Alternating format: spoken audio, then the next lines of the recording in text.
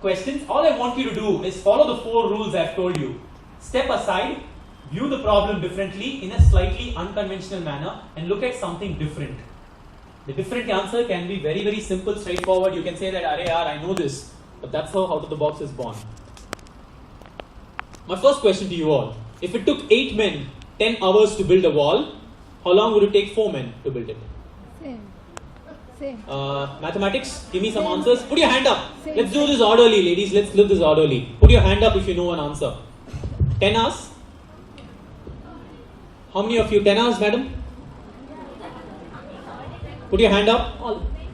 20 hours, madam? Yeah, fair enough. Yeah, madam? The wall is already built. The wall is already built. Why do they have to build it all over again? That's out of the box. 20 hours. Good answer, but still. Let's start thinking little out of the box. Well done, madam. Next one. How can you lift an elephant with one hand? Madam? If you have to lift it, how will you? Ladies, don't. Somebody answering?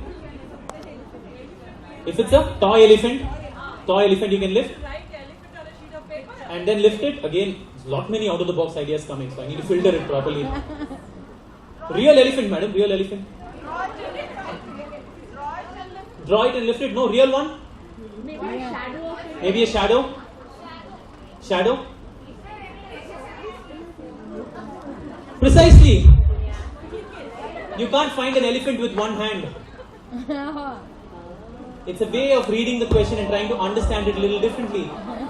How can you lift an elephant with one hand? Sorry, there are no elephants with one hand. How can a man go 8 days without sleeping? Hello, it's not a week. 8 days also. From this Monday to next Monday.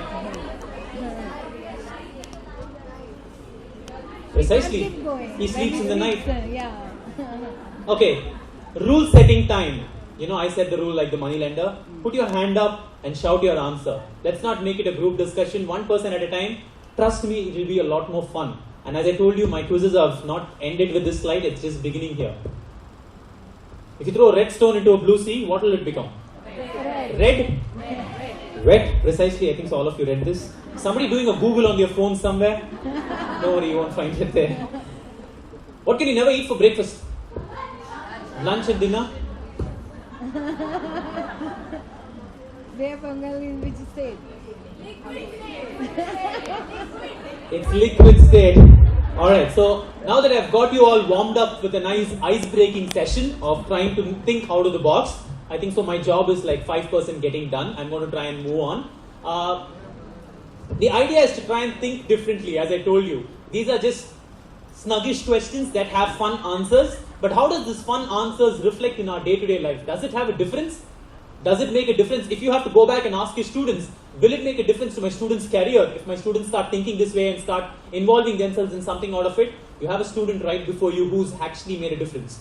So I'll tell you how this is. But then the easier correlation that I thought was the most biggest idea that came to any of our minds when I think of out of the box. Tell me if you can crack this too. But an out of the box idea that's possibly resulted in the biggest change the world has ever seen. An out of the box idea that's resulted in the biggest change the world has ever seen is anybody? Madam? Apple? Apple is never out of the box. It was just accidental. Facebook, yeah, but then something much more bigger than that. Much more bigger than Facebook. Is there something like that? Phone. People are thinking. Mobile Phones?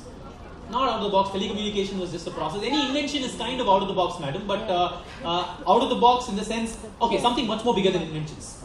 For me it is. For all of us it has to be. Okay, I'm going to give it. It's very cliche, as I told you. Obviously all your answers are right, and so is my answer. To me, the biggest out of the box revelation that the world has ever seen is our great freedom struggle movement. Correct me if I'm wrong. When the entire world was talking about arms and ammunition, there was one man who thought out of the box, Ahimsa. And that to me is possibly the biggest out of the box innovation that the world has ever seen and will ever see. And if somebody like that can think of something hatke, something different like that, and that's the beginning of it. How many of us actually saw this as an out of the box innovation? I didn't see it until I actually started thinking about this whole paradigm shift a couple of years back. And to me, we went a little more deeper and we examined what all did he do to try and think out of the box. When people said, I want to fight with arms and ammunition, he went on food fasting on food. When people started westernizing things, he went on a Swadeshi movement, so on and so forth. So any idea that the one and only Gandhiji actually followed has an out-of-the-box element to it. And it needn't necessarily come from books, it can come from individuals. That's where my point is. It's just viewing the problem a little differently. Or viewing what is available to you a little differently. I have this stupid joke that is shared. It's not stupid nevertheless, but then there's a small cute learning. There were these two friends who went to a glass store to try and buy a glass of water.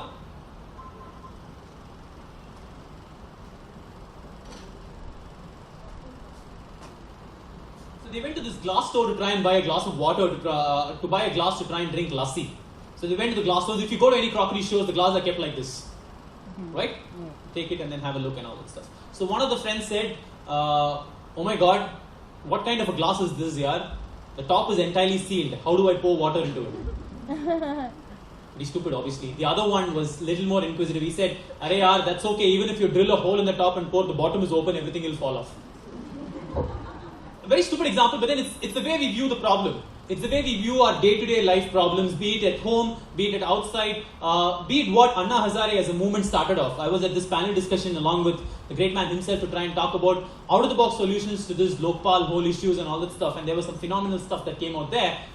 These were some kind of examples that were real-time illustrated there, even today. I'm just talking this because this can stir an idea wherever, however, we just do it. You can only reciprocate to situations. You just cannot prepare yourself for an out-of-the-box and say that I have a degree in out-of-the-box and this is how I tend to face it. You just have to be yourself. Like Ram Sham, Ghanshyam, Murali, Raghu, etc. You just have to be yourself, and for your pros and cons, how do you try and think about the box? What you think, I will not be in a position to try and think. What a student, what a child teaches us, after growing so much also, we will not be able to understand. There's a learning out there. But just that we just need to pay a little attention. Now I'm moving into a little bit of practice after sharing some amount of theory with you all, from predictive to try and being adaptive. How have we adapted to situations to try and bring out-of-the-box phenomena in real-life corporate scenario? So I'm going to talk about my 6 years and talk about 2 slides which has made a phenomenal difference in the way the lives of people in corporate India has changed considering the job that I do. So I consider it a very big privilege to try and talk to you about the next 2 slides because it's directly proportionate to me, and it's an achievement that all my life I will be beaming and shouting about. These are 2 real life case studies that I have implemented and I have been part of and visualized the change in corporate India. These 2 case studies have transitioned in trying to make the lives of 27,000 odd employees globally a lot more happier. We have metrics and data that proves to us that employees are a lot more happy today, at least 5 times more happy today than they were with a brand like iGate 5 years back. So this is a corporate case study, but it's completely fun oriented. It's not like one of those case studies that we read in books, etc. When we started thinking out of the box, so the profile that I had at iGate is called employee engagement, which has got a correlation to changing the lives of employees who come to office every day to something much more exciting, better. People have a great time in college. They graduate and come to office and all that stuff. They say projects, deadlines, vagera. Colleges, at least, there are tests and examinations and semesters and grades and markings and competition and all that stuff. At corporate, you just have to do something that you have learned already, write lines of code, and you get paid money for it. Why aren't they having 4 times the fun that they're supposed to have at college and graduate the same way? So we started thinking about it, and we started trying to change the way the brand iGate has been viewed amongst our own employees, 27,000 of them, their families, and prospective employees and stakeholders. Every brand goes through an evolution process. You and I know it. Any brand that we use on a day-to-day basis goes through a process of evolution of trying to get closer to its target audience. Let's take a brand, for example, Nokia. Nokia cell phones. 6 years back, how many of us dreamt that we will have a Nokia cell phones with us? Today, each one of us have at least minimum 1 or 2 in our household. When we started, obviously you've all been teaching for a long time. When you started teaching, have we ever used examples like McDonald's, Skoda, Volkswagen, KFCs in any of our explanation to students? Because these were brands that the students themselves and as teachers, we ourselves were not familiar about 5-6 years back. What has happened today? All these brands have tried to move closer towards target audience, which is you and I. As consumers, we go to a McDonald's, we go to a Spa supermarket or a Big Bazaar. These are brands that have, or up to a PVR to watch a film, or drive a Volkswagen car, etc. These are brands that have come closer to us. By looking at a car, we'll be able to spot out that that's a BMW car that's running there with the logo. It's education. We've learnt it in books? No. The brand has come closer to us and tried to make us understand. Like that, a software brand is no different.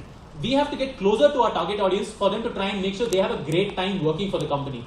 And a brand change, for example, you say that today iGate is one of the most exciting workplace to work for in India, and that's what DataQuest, if you've read DataQuest magazines, etc., they published the list of best employees in this country. And iGate is the only company in the last 5 years to be consistently rated in the top 3. All the last 5 years, we've been in 1, 2, or 3, and we're the only company to do so in 25 years of history. Why is that happening? Because we've persistently tried to make a positive difference in the way lives of employees are being treated in campus with small changes.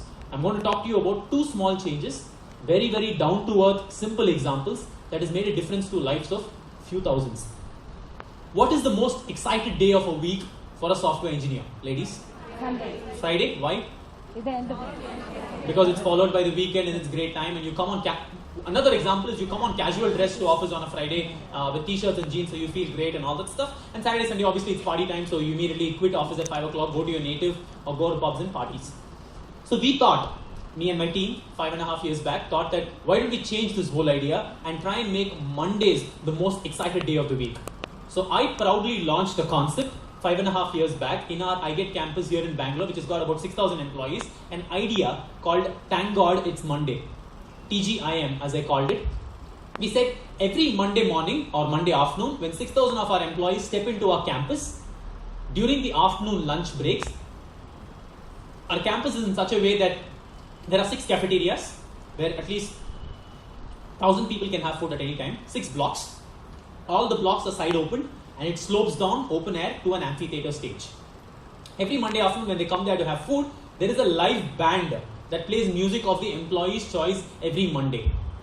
The band, since we have 6,000 people, you have a band inside Mount Carmel. Like that, we have a band inside office where people have a passion for singing, playing the guitar, playing the drums and keyboard, etc. We formed a band amongst ourselves. I have a flair for singing too, so that instigated this process.